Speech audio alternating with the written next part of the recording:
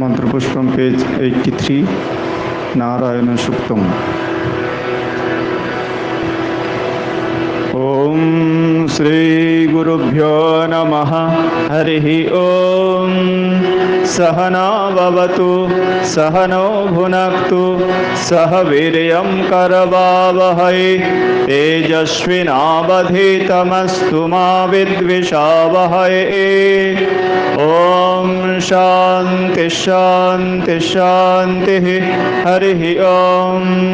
सहस्रशीर्षं देवं विश्वाक्षं विश्वशंभुवं विश्वनारायणं देवमक्षरं परमं पदं विश्वतः परमानित्यं विश्वनारायणगं हरिं विश्वमेवेदं पुरुषस्तद्विश्वमुपजीवति पतिं विश्वस्यात्मेश्वरगुं शाश्वतगुं शिवमच्युतं नारायणं महाज्ञेयं विश्वात्मानं परायणं नारायण परो ज्योतिरात्मा नारायणः परः नारायण परं ब्रह्म तत्त्वं नारायणः परः नारायण परो ध्याता ध्यानं नारायणः परः यच्च किञ्चित् जगत् सर्वं दृश्यते श्रूयतेऽपि वा अन्तर्बहिश्च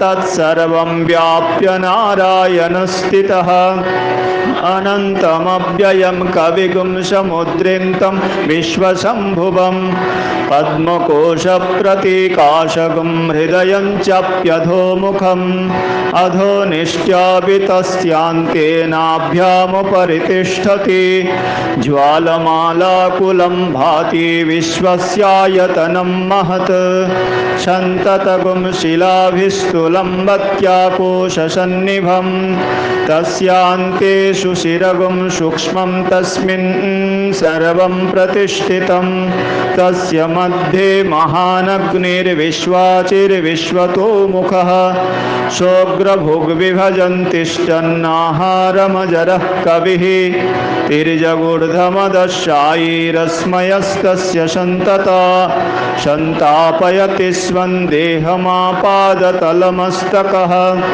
तस्य मध्ये वह्निशिखा अनीयोर्ध्वाव्यवस्थितः नीलतो यदमध्वस्ताद्विद्युल्लेखेव भास्वरा नीवारसूकवत्तन्वी पीताभा आस्वत्वनुपमा तस्य आशिखाया मध्ये परमा आत्मा व्यवस्थितः स ब्रह्मस्य शिवस्य हरिषेन्द्रस्योऽक्षरः परमश्वराट् ऋतगुं सत्यं परं ब्रह्म पुरुषं कृष्णपिङ्गलम् ऊर्ध्वरेतं विरूपाक्षं विश्वरूपाय वै नमो नमः। ॐ नारायणाय विद्महे वासुदेवाय धीमहि तन्नो विष्णु प्रचोदयात्। ॐ सहना भवतु सहनो भुनक्तु सह वीर्यं करवावहै तेजस्विनावधीतमस्तु मा विद्विषावहै। ॐ शान्ति शान्ति शान्तिः। हरिः ॐ।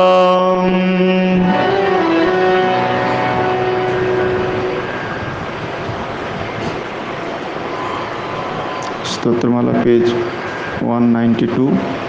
श्री रामकृष्ण सुप्रभातम। नतून बई 300। नतून बई 300।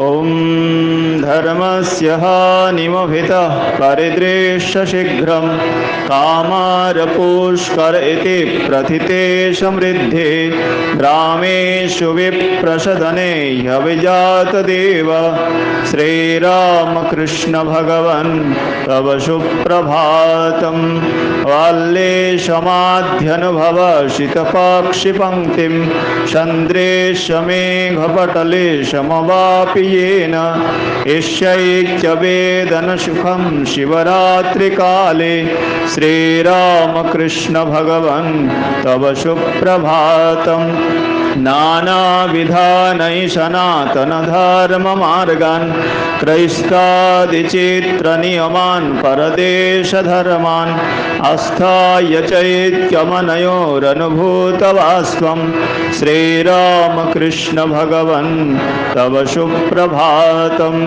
हे कालिका पदसरोरुह कृष्णभृङ्ग मातुः समस्तजगतामपि शारदाय ऐक्यं हदर्शितरसा परमं त्वयैव श्रीरामकृष्ण भगवन् तव सुप्रभातं। राखालतारकहरिंश्च नरेन्द्रनाथम् अन्यान् विशुद्धमनस शशिभूषणादीन् सर्वज्ञ आत्मवयुनं त्वमिहानुशासि श्रीरामकृष्ण भगवन् तव सुप्रभातं। नित्यं समाधिजसुखं निजबोधरूपम् आस्वादयन् तव पदे शरणागतांश्च आनन्दयन् प्रशमयन्नुपतिष्ठसे त्वं श्रीरामकृष्ण भगवन् तव सुप्रभातं। स्वीकृत्य पापमखिलं शरणागतैर्यत् आजीवनं बहुकृतं दयया स्वदेहे तज्जातखेदनिवहं सहसेष्मनाथ श्रीरामकृष्ण भगवन् तव सुप्रभातं। प्रातः प्रणामकरणं तव पादपद्मे संसारदुःखहरणं सुलभं करोति मत्वेति भक्तिभरितः प्रतिपालयन्ति श्रीरामकृष्ण भगवन् तव सुप्रभातं। गातुं स्तुतिस्तव जना अमृतायमानाः सम्प्राप्य दर्शनमिदं तव पादयश्च धन्या नरेश भवितुं मिलिता समीपं श्रीरामकृष्ण भगवन् तव सुप्रभातं। सन्दाय दर्शनसुखं शरणागतेभ्यो मोहान्धकारमखिलं त्वमपाकुरुष्व ज्ञानार्कभक्तिजलधे सकलार्तिहन्तः श्रीरामकृष्ण भगवन् तव सुप्रभातम्। आहैतुकेति करुणा किल ते स्वभावो दुष्टा कठोरहृदया अपि ते भजन्ते त्वामेव सर्वजगतं जननी प्रपात्री श्रीशारदेश्वरि रमे तव सुप्रभातं। सुप्तांस्तु भारतजनान् स्ववच प्रहारैरुद्बोधयन् विवशयन् निजधर्ममार्गे प्रोत्साहयन् परमतं प्रकटीकरोषि वीरेश दत्तमहिमन् तव सुप्रभातं। श्रीरामकृष्ण भगवन् तव सुप्रभातम्।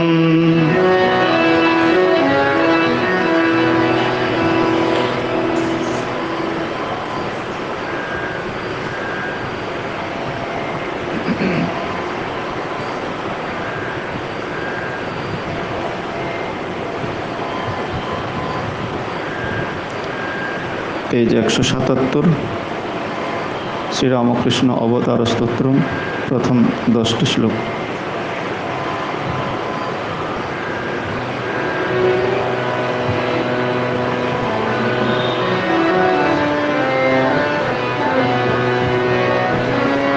हृदय कमल मध्ये राजितं निर्विकल्पं सदसदखिलभेदातीतमेकस्वरूपं प्रकृतिविकृतिशून्यं नित्यमानन्दमूर्तिं प्रकृतिविकृतिशून्यं नित्यमानन्दमूर्तिं विमलपरमहंसं रामकृष्णं भजामः। विमलपरमहंसं रामकृष्णं निरुपममतिसूक्ष्मं निष्प्रपञ्चं निरीहं गगनसदृशमीशं सर्वभूताधिवासं त्रिगुणरहितसच्चिद् ब्रह्मरूपं वरेण्यं त्रिगुणरहितसच्चिद् ब्रह्मरूपं वरेण्यं विमलपरमहंसं रामकृष्णं भजामः। विमलपरमहंसं रामकृष्णं भजामः। प्रलयजलधिमग्नं वेदराशिं दिधिर्षुर्दनुजमतिविशालं हंसिशङ्खं विचित्रम् तमपरिमितवीर्यं मीनरूपं दधानं तमपरिमितवीर्यं मीनरूपं दधानं विमलपरमहंसं रामकृष्णं भजामः। विमलपरमहंसं रामकृष्णं भजामः। अतुलविपुलदेहे चिन्मये कूर्मरूपे बहसि सकलमेतद् विश्वमाधारशक्त्या तव खलु महिमानं कोल्पधिर्वर्णये त्वं तव खलु महिमानं कोल्पधिर्वर्णये त्वं विमलपरमहंसं रामकृष्णं भजामः। विमलपरमहंसं रामकृष्णं दशनविधृतपृथ्वीं शूकरं श्वेतकायं दलितदितिजराजं दंष्ट्रिणं चक्रपाणिम् अमितविभवशक्तिं पालकं देवतानम् अमितविभवशक्तिं पालकं देवतानं विमलपरमहंसं रामकृष्णं भजामः। विमलपरमहंसं रामकृष्णं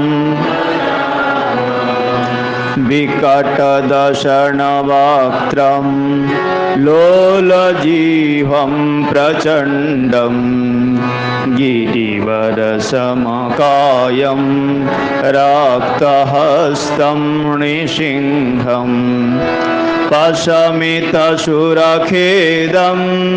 कोटिसूर्यप्रकाशं प्रशमितसुरखेदं कोटिसूर्यप्रकाशं विमलपरमहंसं रामकृष्णं भजामः। विमलपरमहंसं रामकृष्णं भजामः। छलयतुमवतीर्णो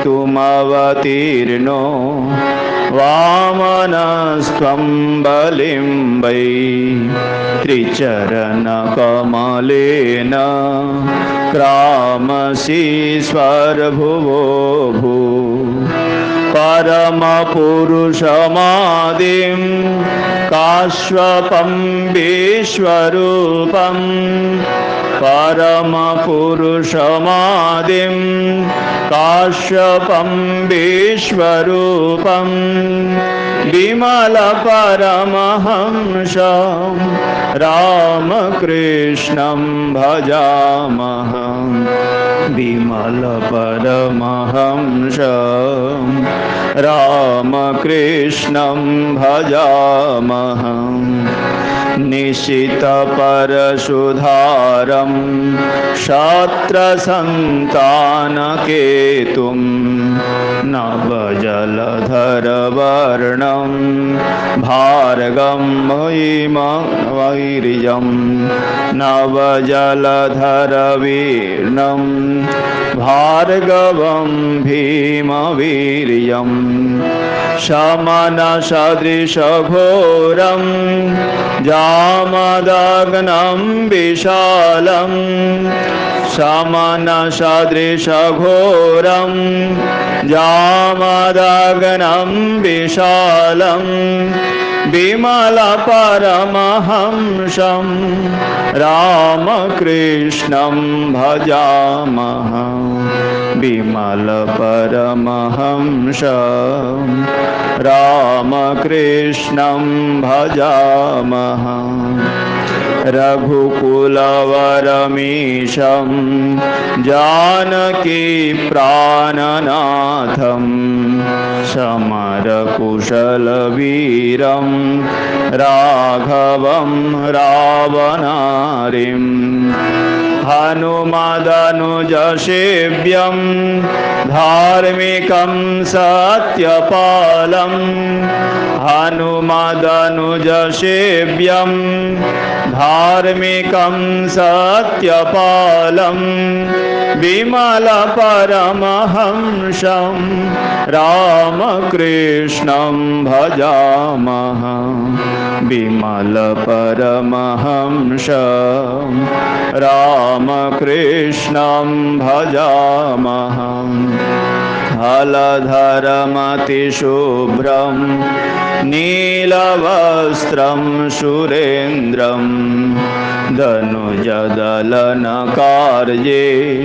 पारगं मात्तसिंहं यममिव यमुनायां भीतिदं रोहिणेयं यममिव यमुनायां भीतिदं रोहिणेयं विमलपरमहंसं रामकृष्णं भजामः विमलपरमहंसं रामकृष्णं भजामः विमलपरमहंसं रामकृष्णं भजामः।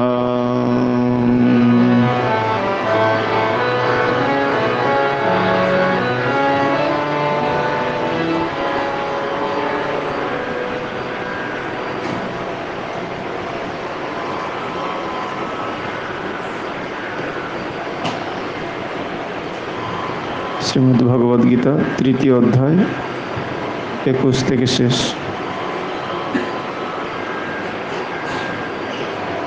Third chapter 21 to end.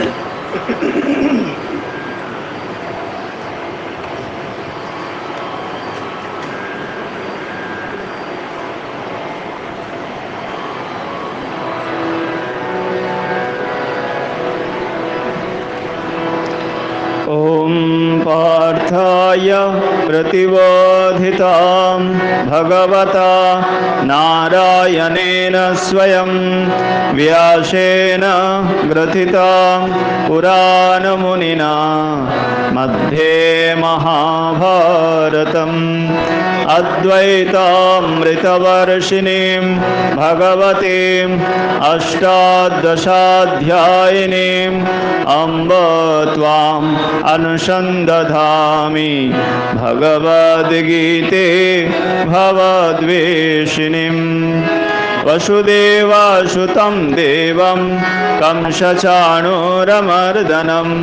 Devaki परमानन्दं कृष्णं वन्दे जगद्गुरुम्।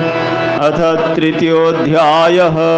श्रीभगवानुवाच यद् यदाचरति श्रेष्ठस्तत्तद्देवेतरो जनः स यत्प्रमाणं कुरुते लोकस्तदनुवर्तते।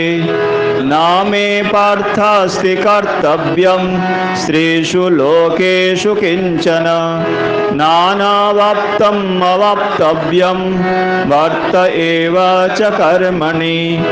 यदि ह्यहं न वर्तेयं जातु कर्मन्न तन्द्रितः मम वर्त्मानुवर्तन्ते मनुष्या पार्थ सर्वशः। उत्सिदेयुरिमे लोका न कुर्यं कर्म चेदहं शङ्करस्य च कर्ता स्याम् उपहन्यामि मा प्रजाः। सक्ता कर्मन्न विद्वांसो यथा कुर्वन्ति भारत कुर्याद्विद्वांस्तथा शक्तः चिकीर्षु लोकसङ्ग्रहम्। न बुद्धिभेदं जनयेद् अज्ञानं कर्मसङ्गिनां जोषयेत् सर्वकर्माणि विद्वान् युक्तः समाचरन्। प्रकृते क्रियमाणानि गुणैः कर्माणि सर्वशः अहंकार विमूढात्मा कर्ताहमिति मन्यते। तत्तवित्तु महाबाहो गुणकर्म विभागयोः गुणागुणेषु वर्तन्त इति मत्वा न सज्जते। प्रकृतिर्गुणसम्मूढाः सज्जन्ते गुणकर्मसु तान् कृत्स्नविदो मन्दान् कृत्स्नविन्न विचालयेत्। मयि सर्वाणि कर्माणि सन्न्यस्याध्यात्मचेतसा निराशीर्निर्ममो भूत्वा युद्धस्व विगतः जरः। ये मे मतमिदं नित्यम् अनुतिष्ठन्ति मानवाः श्रद्धावन्तानुसूयन्तो मुच्यन्ते तेऽपि कर्मभिः। ये ते तदभ्यसूयन्तो नानुतिष्ठन्ति मे मतम्। सर्वज्ञानविमूढांस्तान् विद्धि नष्टान् चेतसः। सदृशं चेष्टते शस्य प्रकृतिर्ज्ञानवानपि प्रकृतिं यान्ति भूतानि निग्रह किं करिष्यति। इन्द्रियस्येन्द्रियस्यार्थे रागद्वेषौ व्यवस्थितौ तयोर्न वशमागच्छेत् तौ हस्या परिपन्थिनौ। श्रेयांसधर्म विगुणः परधर्मात् स्वनुष्ठितात् स्वधर्मे निधनं श्रेयः परधर्मो भयावह। अर्जुन उवाच अथ केन प्रयुक्तोऽयं पापं चरति पूरुषः अनिच्छन्नपि वार्ष्णेय बलादीव नियोजितः। श्रीभगवानुवाच काम एष क्रोध एष रजोगुणसमुद्भवः महाशन्नो महापाप्मा विद्येनामिह वैरिणम्। धूमेन व्रियते वह्निर्यथार्दर्शो मलेन च यथल्वेनावृतो गर्भः तथा तेनेदमावृतम्। आवृतं ज्ञानमेतेन ज्ञानिनो नित्यवैरिणा कामरूपेण कौन्तेय दुष्पुरेणानलेन च। इन्द्रियाणि मनोबुद्धिरस्याधीष्ठानमुच्यते एतैर्विमोहयतेष ज्ञानमावृत्य देहिनं। तस्मात् त्वमिन्द्रियाण्याद्यौ नियम्य भरतर्षभ पाप्मानं पजह्येनं ज्ञानविज्ञाननाशनम् इन्द्रियाणि पराण्याहुर् इन्द्रियेभ्यः परं मनः मनसस्तु परा बुद्धिर् यो बुद्धे परतस्तुषः एवं बुद्धे परं बुद्ध्वा संस्तभ्यात्मानमात्मना जहि शत्रुं महाबाहो कामरूपं दुराशदम् ॐ तत्सदिति श्रीमद्भगवद्गीतासु उपनिषत्सु ब्रह्मविद्यायां योगशास्त्रे श्रीकृष्णार्जुनसंवादे कर्मयोग नाम तृतीयोऽध्यायः। वसुदेवासुतं देवं कंसचाणूरमर्दनं देवकी परमानन्दं कृष्णं वन्दे जगद्गुरुं मूकं करोति वाचालं पङ्गुं लङ्घयते गिरिं यत्कृपातमहं वन्दे परमानन्दमाधवम्।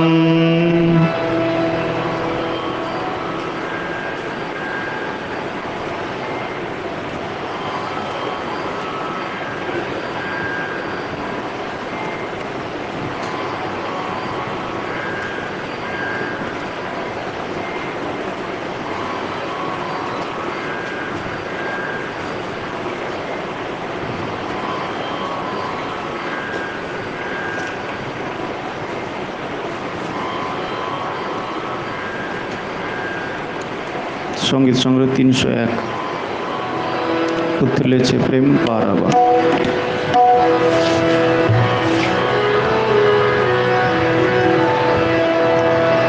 তোরা আয় না ছুটে ভবের মুটে, তোরা আয় না ছুটে ভবের মুটে, ভাসিয়ে দে না মাথার ভার, ভাসিয়ে দে না মাথার ভার। উথলেছে প্রেম পারাবার, উথলেছে প্রেম পারাবার, উথলেছে প্রেম পারাবার। যার লেগেছে বোঝা তার হয়েছে সোজা, বোঝা বুঝির বুঝকি ফেলে মারছে সে মজা।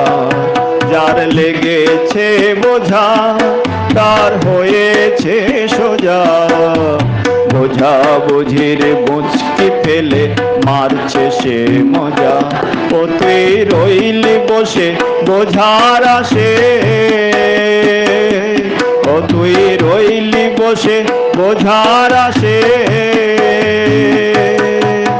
তোর বিশেষে হাহাকার করবি শেষে হাহাকার। উথলেছে প্রেম পারাবার, উথলেছে প্রেম পারাবার, উথলেছে প্রেম।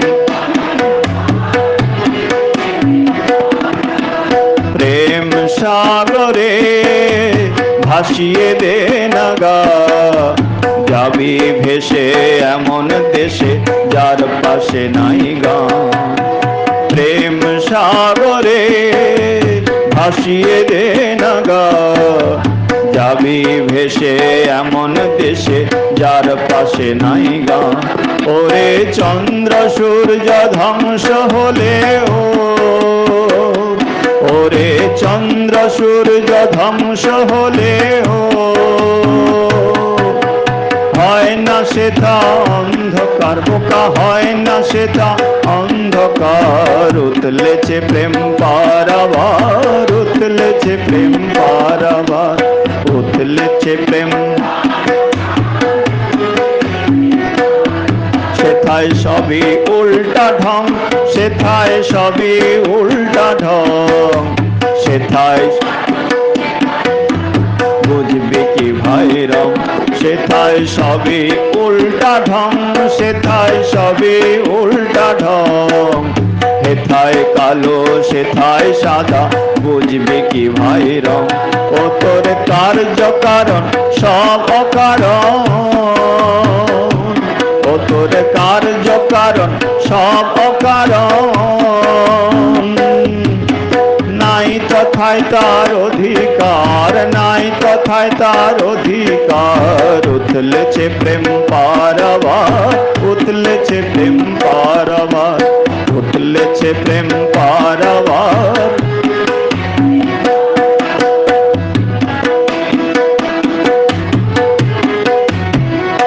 গুরুদাস কেঁদে বলে ভাই আর বিচারে কাজ নাই, বোঝা বুঝি অনেক হলো এখন সোজাই চলো ভাই। গুরুদাস কেঁদে বলে ভাই আর বিচারে কাজ নাই, বোঝা বুঝি অনেক হলো এখন সোজাই চলো ভাই। রামকৃষ্ণ আমার প্রেমের পাথা, রামকৃষ্ণ আমার প্রেমের পাথা।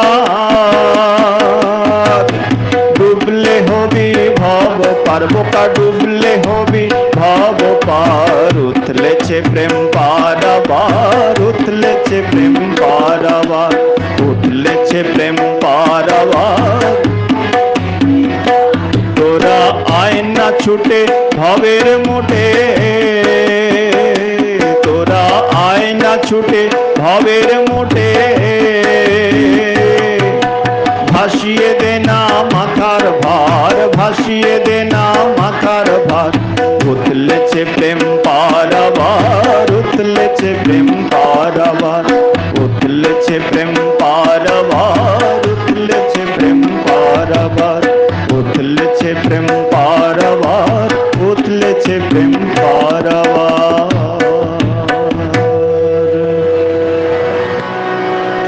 ওম শান্তি শান্তি শান্তি।